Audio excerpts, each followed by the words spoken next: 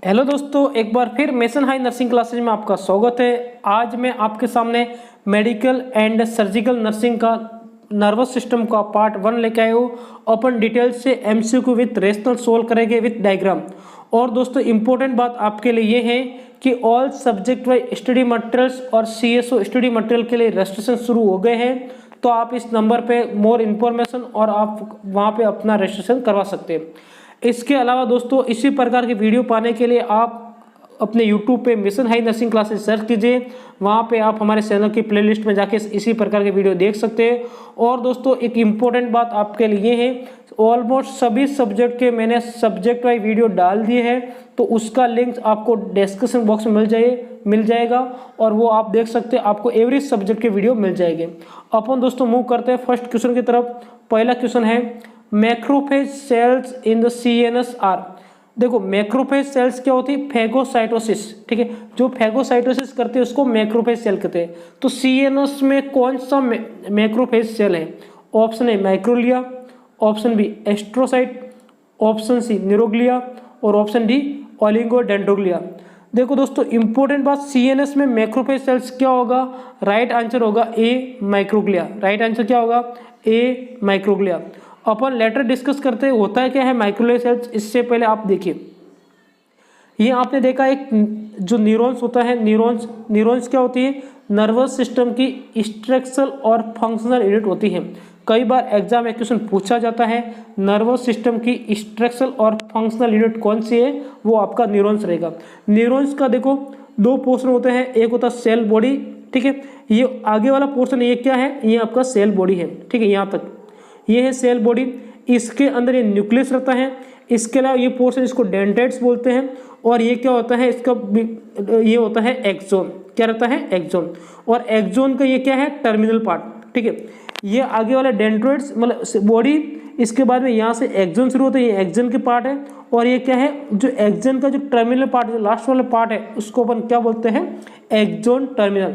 इसके बाद में आपको देखना कि एक्सोन के साथ तो ये जो कवरिंग है इसको अपन क्या बोलते हैं? Myelin sheath. क्या बोलते हैं इसको?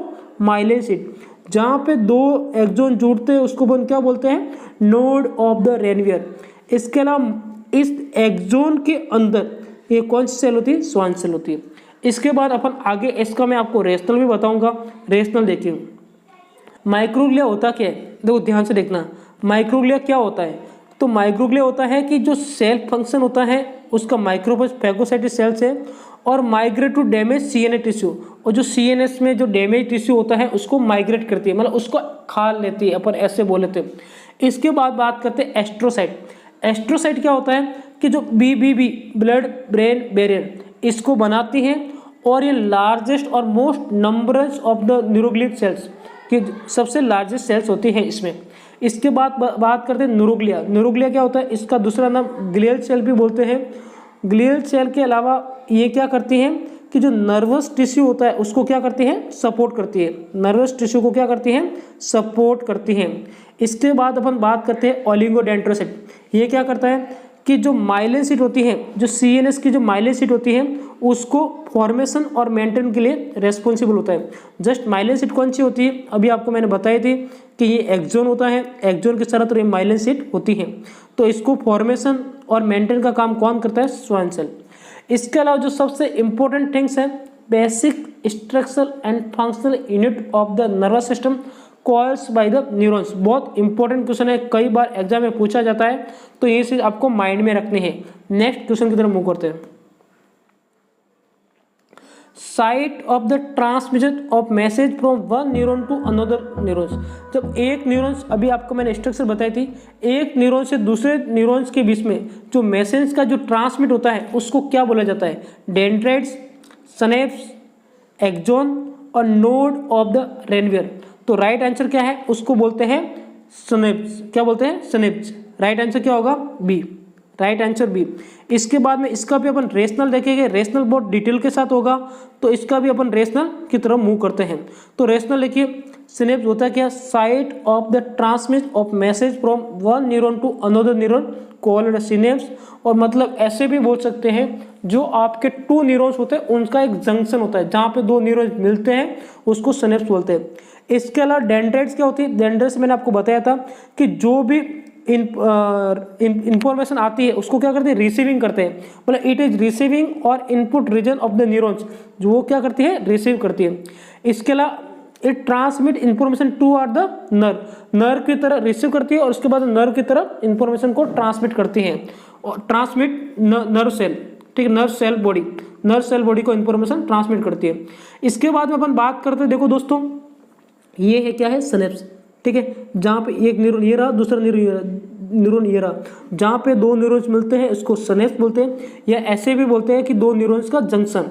इसके अलावा जो न्यूरॉन्स मिलते हैं ये इसका क्या होता है, प्रीसिनेप्टिक न्यूरॉन्स, मतलब सिनेप्टिक, प्री सिनेप्टिक, और ये पोस्ट सिनेप्टिक न्यूरॉन। इसके बाद में ये वापस न्यूरॉन्स, ये एक न्यूरॉन हो गया, ये आगे भी जुड़ी हुई है, मतलब ये न्यूरॉन्स ऐसे भी जुड़ी हुई, ये आगे और जुड़ी रहेगी, ये आगे और जुड़ी रहेगी, एक पूरा ऐसे पूरे सिस्टम्स में इनका बनता है। इसके अलावा ये क्या होता है, एक शॉर्ट प्रोसेस ऑफ न्यूरॉन्स का क्या है, शॉर्ट प्रोसेस। इसके बाद में जो अपन बात करते हैं एक्सॉन क्या करता है, output region of neurons, it is long process of the neuron. देखो दोस्तों मैं अभी आपको बता देता हूँ, आपने दो चीज आपको मैंने बताई थी, एक डेंड्राइट्स बताए थे, एक एक्सॉन बताया था। एक्सॉन का काम क्या करता है, ये एक्सॉन करता है जो इन्फॉर्मेशन होती है उसको आउटपुट करता है, उसको, ठीक है, उसको आउटपुट करता है न्यूरॉन्स को। और जो डेंड्राइट्स क्या करती है, वो रिसीविंग करती है, रिसीविंग करके इन्फॉर्मेशन किसको देती है, नर्व सेल बॉडी को रिसीविंग देती है। बहुत इंपॉर्टेंट थिंग्स है, माइंड में रखना। नेक्स्ट क्वेश्चन की तरफ मूव करते हैं। What is a correct order of the meninges from inside toward outside? जो meninges क्या होती है, ब्रेन्स की लेयर होती है, ठीक है, इसमें तीन प्रकार की लेयर है, उन तीनों को सम्मिलित रूप से meninges बोलते हैं। और इसका फ्रॉम इनसाइड इनका कैसे रहता है, डूरामीटर, एरोक्मीटर, पायोमीटर, एरोक्मीटर, डूरामीटर, एरोक्मीटर, डूरामीटर, पायोमीटर, एरोक्मीटर, डूरामीटर और पायोमीटर। राइट आंसर बी है, पायोमीटर, एरोक्मीटर, डूरामीटर। इसको पी का मतलब पास में और डी का मतलब दूर, ठीक है, पास में पायोमीटर और दूर क्या रहेगा, डूरोमीटर, और बीच में क्या रहेगा, एरोक्मीटर। इसके अलावा देखो दोस्तों इसका रेशनल आप फिर भी देख लीजिए कि रेशनल क्या होता है। रेशनल देखिए कि जो मेनिंग्स क्या होती है, मेनिंग्स मतलब 3 मेम्ब्रेन्स लेयर होती है, ब्रेन और स्पाइनल कॉर्ड को कवरिंग करके रखती है। डूरामीटर दूर का जो एक्सटर्नल पोर्शन रहता है, एरोक्मीटर मिडिल पार्ट होता है, और पायोमीटर इंटरनल पार्ट या सबसे अंदर वाला पार्ट होता है, या पास वाला पार्ट होता है। इसके बाद में यहाँ पे आप इसको डायग्राम में देखिए, थोड़ा आपको अच्छे से समझ में आएगा। डायग्राम में ये अपन अगर इसके अपने बॉडी से किससे अगर जाते हैं तो ये क्या है, स्कल के बाद में अंदर क्या है, स्कल। इसके बाद में ये क्या है, डूरामीटर की दो लेयर होती है, एक पेरोस्टियल, एक मेनिंजियल लेयर, मतलब जो मेनिंग्स से जो कवरिंग रहती है, जो मतलब एरोक्मीटर के पास वाले जो लेयर होती है उस डूरामीटर से लेयर को क्या बोलते हैं, मेनिंजियल लेयर। तो देखो दोस्तों ध्यान से देखना। इसके बाद में बात करते हैं एरोक्मीटर, और सबसे पास वाले को क्या बोलते हैं, पायोमीटर। तो जो सबसे पास वाली पायोमीटर होगी, इसके बाद में एरोक्मीटर, इसके बाद में क्या है, डूरामीटर। और दोस्तों सबसे इंपॉर्टेंट सब एरोक्नोइड स्पेस क्या है, सब एरोक्नोइड स्पेस बहुत बार एग्जाम में क्वेश्चन पूछा जाता है। पायोमीटर और एरोक्मीटर के बीच में जो स्पेस होता है उसको सब एरोक्नोइड स्पेस बोलते हैं। बहुत इंपॉर्टेंट थिंग्स है, ये आपको मैंने डायग्राम में अच्छे से एक्सप्लेन किया है। नेक्स्ट क्वेश्चन की तरफ मूव करते हैं। CSF cerebral spinal fluid is produce in, जो CSF होता है उसको प्रोड्यूस कौन करता है, option A choroid plexus, option B arachnoid villi, option C medulla oblongata, और ऑप्शन डी ऑप्टिक डिस्क। देखो दोस्तों जो CSF होता है उसका प्रोडक्शन कौन करता है, वो करता है कोरोइड प्लेक्सस। कौन करता है, कोरोइड प्लेक्सस, ए राइट। इसके बाद में इसका भी अपन डिटेल से देखते हैं। डिटेल्स में क्या है कि जो CSF होता है mainly produce in the choroid plexus of the lateral ventricle of the brain.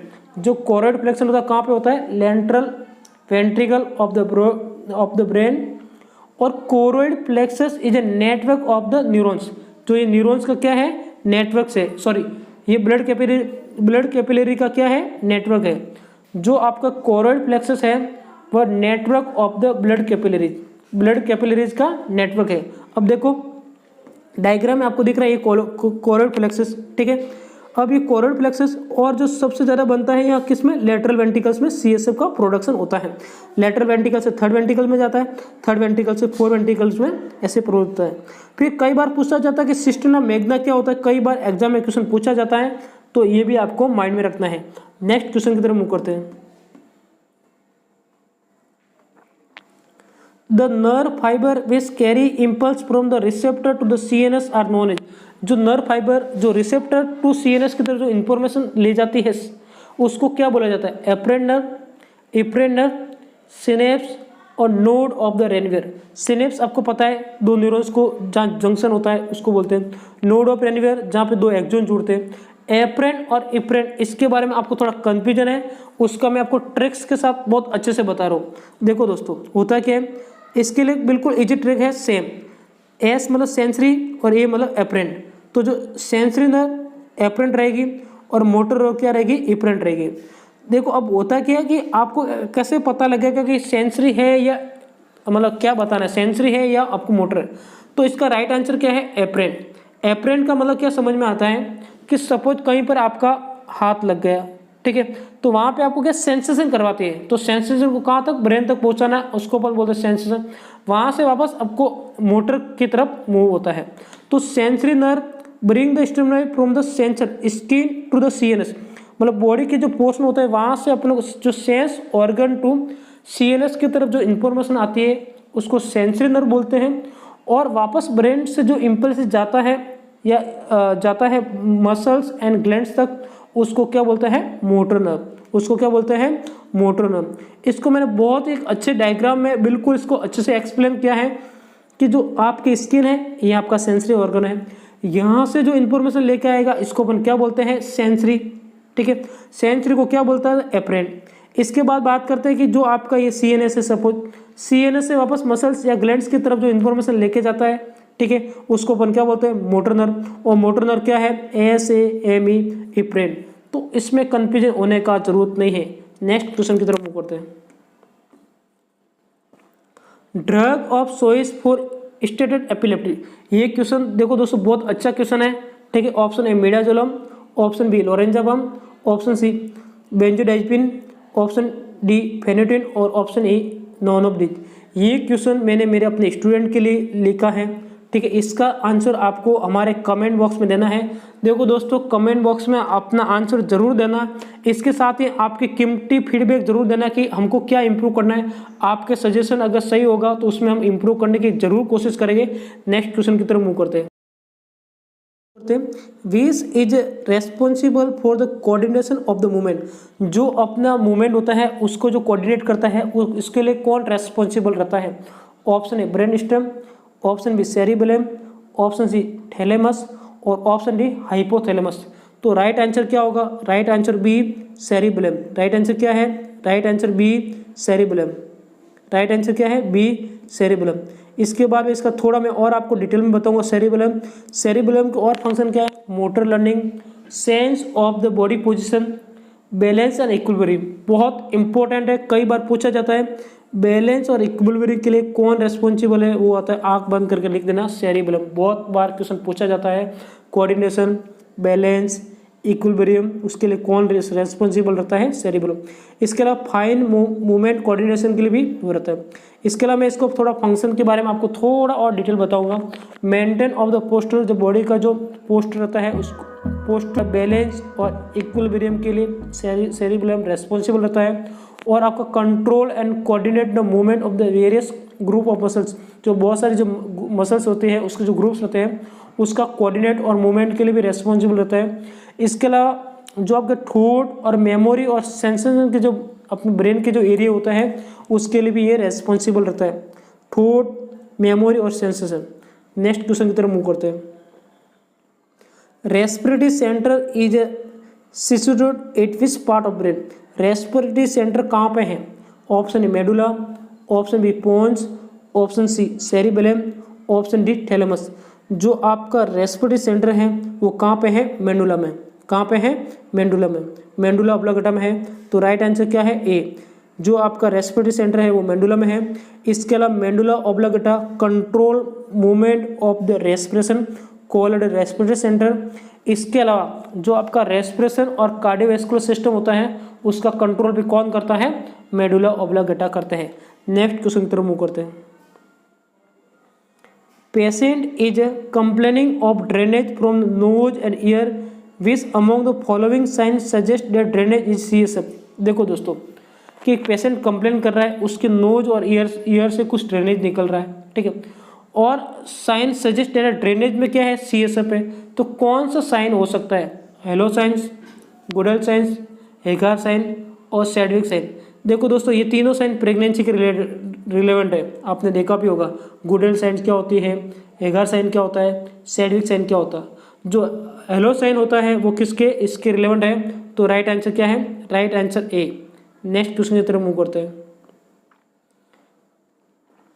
Eating and drinking centre is located in the, option A hypothalamus, option B adrenal glands, option C pancreas, option D thyroid glands. जो eating और drinking का जो centre कहाँ पे होता है, hypothalamus में। Right answer A. इसके अलावा हाइपोथैलेमस में क्या होता है, ठीक है, सबसे इंपॉर्टेंट कई बार क्वेश्चन में पूछा जाता है कि बॉडी का जो हीट रेगुलेट सेंटर है वो कहाँ पे है, वो रहता है हाइपोथैलेमस में। टेम्परेचर या हीट रेगुलेशन सेंटर कहाँ पे है, हाइपोथैलेमस में। इसके अलावा ईटिंग और ड्रिंकिंग एंड थर्स्ट सेंटर कहाँ पे है, वो कौन रेगुलेट करता है, वो भी आपका हाइपोथैलेमस। और जो एएनएस ऑटोमेटिक नर्वस सिस्टम, ठीक है, उसका जो कंट्रोल ऑफ एक्टिविटी भी कौन करता है, हाइपोथैलेमस, ठीक है। नेक्स्ट क्वेश्चन की तरफ मूव करते हैं। Cranial nerve which regulate heart rate. कौन सी जो क्रेनियल नर्व होती है, कौन सा क्रेनियल नर्व होता है जो हार्ट रेट को रेगुलेट करता है। तो option A cranial nerve 7, option B cranial nerve 8, option C cranial nerve 9 और ऑप्शन डी क्रेनियल नर्व 10। देखो दोस्तों जो हार्ट रेट को जो रेगुलेट करता है वो करता है आपका वेगस नर्व, और वेगस नर्व कितने नंबर पे होता है, 10 नंबर पे। तो वेगस नर्व कितने नंबर पे होता है, 10 नंबर पे। इसके अलावा दोस्तों मैं आपको बताना चाहता हूँ, कई बार एग्जाम में क्वेश्चन पूछा जाता है क्रेनियल नंबर 1 पे क्या रहेगा, 5 कौन सी है, 8 कौन सी है, 10 कौन सी है। तो आपको बता देता हूँ जो क्रेनियल नर्व 1 है वो है ऑल्फैक्टरी, 2 ऑप्टिक, 3 ऑक्यूलोमीटर, 4 ट्रोक्युलर, 5 ट्राइजेमिनल, 6 इनको आपको याद करना है, ठीक है। याद करने का जो ट्रिक्स भी है, न्यूमोनिक्स भी है, मैं नेक्स्ट वीडियो में जरूर लेके आऊँगा ताकि आपको इजी वे में याद हो जाए। अपन इसके रिलेवेंट 2 क्वेश्चन और हैं। जो क्रेनियल नर्व 10 है वो वेगस नर्व है, वो हार्ट रेट को रेगुलेट करती है, ये बात मैंने आपको बता दी। लेकिन लार्जेस्ट क्रेनियल नर्व कौन सी है, vagus nerve. Longest cranial nerve कौन सी है, ट्राइजेमिनल नर्व। और एक होता है स्मॉलेस्ट क्रेनियल नर्व, वो है ट्रोक्युलर नर्व। देखो दोस्तों लार्जेस्ट का मतलब क्या होता है और लॉन्गेस्ट का मतलब क्या होता है। लॉन्गेस्ट का मतलब ऐसे, लार्जेस्ट का मतलब आप ऐसे ऐसे फैली हुई रहेगी ये और ऐसे रहेगा, इसको क्या बोलेगा अपन, लार्जेस्ट। तो लॉन्गेस्ट में तो कौन सा रहेगा, ट्राइजेमिनल।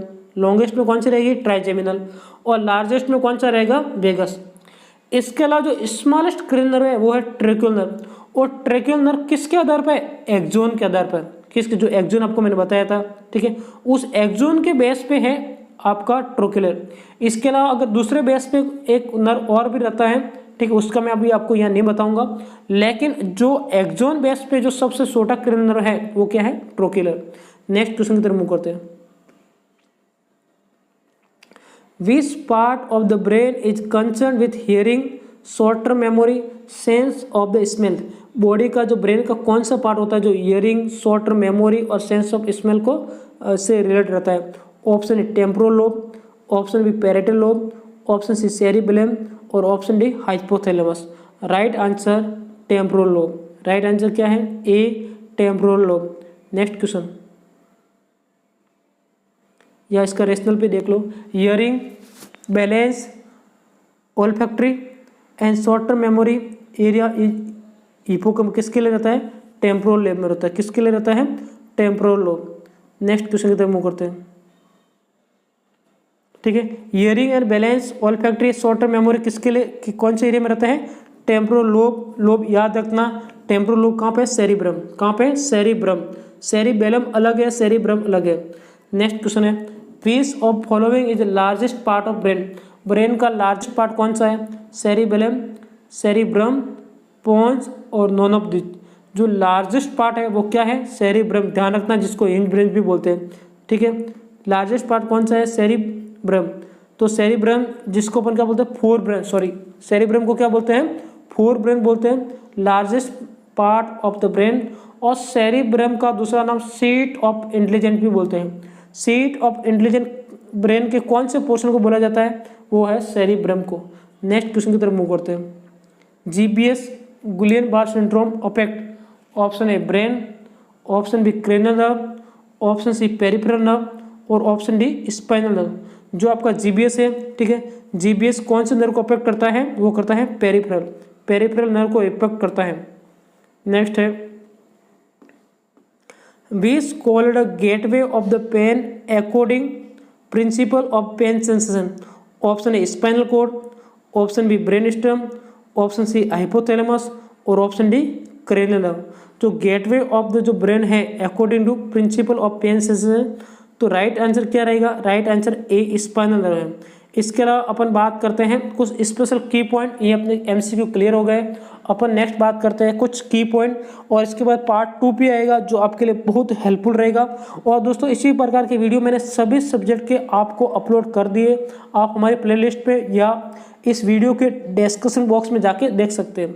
तो देखो दोस्तों, सबसे पहला है ग्लांजोमा स्केल। बहुत बार एग्जाम में क्वेश्चन पूछा जाता है, इसके रिलेवेंट एग्जाम में क्वेश्चन पूछा जाता है कई बार। कितने पैरामीटर होते हैं, 3 पैरामीटर्स। कौन कौन से ईवीएम जो भारत की मशीन है, ठीक है, वोट डालने की, उसके बेस पे EVM, I, verbal and motor. Score कितना है, ई के लिए 4, 5, 6, आपको ऐसे नंबर में लिखना है 4, 5, 6, ठीक है। आपको दिमाग लगाने की जरूरत नहीं, आई के लिए कितना होगा, वर्बल के लिए कितना होगा, मोटर के लिए कितना होगा। मैक्सिमम स्कोर कितना होगा, इन तीनों का जोड़ कर लो, ये आपका मैक्सिमम स्कोर हो जाएगा। मिनिमम स्कोर कितना होगा, जितने पैरामीटर है उतना मिनिमम स्कोर रहेगा। अब दोस्तों बात करते हैं अपन थोड़ा इसको डिटेल में देखेंगे। डिटेल में क्या देखना, आई के लिए में कितने, इसके 3 पैरामीटर रहता है। आई के लिए जो होता है 4 पॉइंट रहता है। 4 पॉइंट अगर कोई पर्सन है, ठीक है, बिल्कुल मैं आपको हिंदी में यहाँ एक्सप्लेन करूँगा, इंग्लिश में लिखा हुआ है, आप इसको पढ़ सकते हैं। अगर कोई पर्सन है, ठीक है, बिना कुछ कहे आँख खोल रहा है, उसको 4 नंबर दे दो, ठीक है। और अगर अपने बोलने पर या अपने चिल्लाने पर अगर खोल रहा है, उसको 3 नंबर दे दो। और अगर पर्सन ऐसे आँख नहीं खोल रहे हैं, ठीक है, और पेन की वजह से आँख थोड़ा सा खोल रहे हैं, उसको अपन बोलते हैं 2 पॉइंट्स दे दो। और आई बिल्कुल ओपन ही नहीं कर रहा है, उसको अपन क्या बोलेंगे, 1 पॉइंट। 0 पॉइंट नहीं दे सकते हैं, मिनिमम आपको 1 पॉइंट देना ही है। इसीलिए तीनों में 1 पॉइंट दोगे तो मिनिमम स्कोर कितना हो जाएगा, 3। नेक्स्ट बात करते हैं वर्बल रेस्पॉन्स। फुली ओरिएंट है 5 नंबर। इसके अलावा थोड़ा आंसर दे रहा है लेकिन थोड़ा कन्फ्यूज होकर दे रहा है, उसको 4 नंबर दे दो। और आंसर ही आपको इनअप्रोप्रिएट दे रहा है, उसको 3 नंबर दे दो। और कुछ उस कंडीशन में क्या होता है, जो साउंड और स्पीच रहती है वो अनरिलेवेंट अनकॉम्प्लेसेंट रहती है, उसको अपन क्या बोलेंगे, 2 नंबर दे देंगे। और बिल्कुल अगर रेस्पॉन्स नहीं कर रहा है उस कंडीशन में अपन क्या करेंगे, 1 नंबर। मिनिमम 1 नंबर आपको देना ही है। इसके बाद करते हैं मोटर रेस्पॉन्स की। मोटर रेस्पॉन्स में क्या है, पर्सन इजीली अगर मूव कर रहा है, ठीक है, अपने कहने पे 6 नंबर दे दो। अगर पर्पजफुल मूवमेंट कर रहा है, उसको अगर पेन स्टिमुलस हो रहा है तो 5 नंबर, ठीक है। उसके बाद विड्रॉ फ्रॉम पेन 4 नंबर, ठीक है। Abnormal flexion 3 number, extended response 2 number, और कोई मोटर रेस्पॉन्स नहीं है तो उसको 1 नंबर। इसके बाद में इसका जो नंबरिंग मिलती है, अगर किसी का स्कोर 13 से 15 के बीच में है, इसका मतलब कोई इंजरी नहीं है या माइनर इंजरी बोल सकते हैं। 15 से तो कोई इंजरी नहीं है, लेकिन अगर 13 भी है तो हल्के से माइनर बोल सकते हैं। अगर 9 to 12 तक है तो मॉडरेट ब्रेन इंजरी। और अगर 8 से कम है उस कंडीशन में क्या बोलते हैं, कोमा की कंडीशन, मतलब सीवियर ब्रेन इंजरी बोल सकते हैं। बहुत इंपॉर्टेंट है, इसका आप स्क्रीनशॉट ले सकते हैं। और अगर आप इसका PDF चाहते हो, उसका लिंक आपको डिस्क्रिप्शन बॉक्स में मिल जाएगा। सभी वीडियो के PDF डिस्क्रिप्शन बॉक्स में मिल जाती है, तो आप वहाँ से ले सकते हो। इसके अलावा स्पाइनल कोड जो myelin sheet is form by the oligodendrocytes, ठीक है। जो स्पाइनल कोड की जो माइलिन शीट होती है वो किससे फॉर्म होती है, ओलिगोडेंड्रोसाइट। इसके अलावा जो CNS होता है, सेंट्रल नर्वस सिस्टम, किससे बना होता है, ब्रेन और स्पाइनल कोड, ठीक है। जो CNS बना रहता है किसके थ्रू बना रहता है, वो बना रहता है स्पाइनल कोड और ब्रेन। इसके बाद में होता है SD का क्या होता है, ठीक है, एक इनहेरिटेड डिसऑर्डर होता है, ठीक है, result in death of the brain cell का डेथ होने के बाद में ये डिसऑर्डर होता है। इसके अलावा जो सबसे इम्पोर्टेंट है बेड सेल। बेड सेल्स के कहाँ पे पाई जाती है, कई बार एग्जाम में पूछा जाता है, ये पाई जाती है ब्रेन में। ब्रेन में भी कहाँ पे, प्राइमरी मोटर कॉर्टेक्स में, ठीक है, और corticals motor area of the brain में। देखो दोस्तों, ऑलमोस्ट आपके MCQ वन लाइनर क्लियर हो गए हैं। और हाँ दोस्तों, और नर्सिंग नोट्स एक वीडियो पाने के लिए यूट्यूब पे सर्च कीजिए, mission high nursing classes channel को सब्सक्राइब कीजिए और अपने दोस्तों को शेयर कीजिए। इसके अलावा आपको इम्पोर्टेंट बात कि ऑल सब्जेक्ट व स्टडी मटेरियल्स और CSO स्टडी मटेरियल के लिए रजिस्ट्रेशन शुरू हो गए हैं, तो आप वहाँ जाके अपना रजिस्ट्रेशन करवा सकते हैं। रजिस्ट्रेशन के लिए आपको सिंपल हमारे व्हाट्सएप पे मैसेज करना है, हम आपको प्रॉपरली इन्फॉर्मेशन प्रोवाइड कर देंगे। ऑल द बेस्ट दोस्तों, और हमारे चैनल को सब्सक्राइब कीजिए, वीडियो को लाइक कीजिए। दोस्तों वीडियो को ज़रूर सब्सक्राइब कर लेना, वीडियो को ज़रूर लाइक कर देना और अपने दोस्तों को ज़रूर शेयर कीजिए, ताकि हम आगे भी इस प्रकार की वीडियो अधिक से अधिक लाएँ।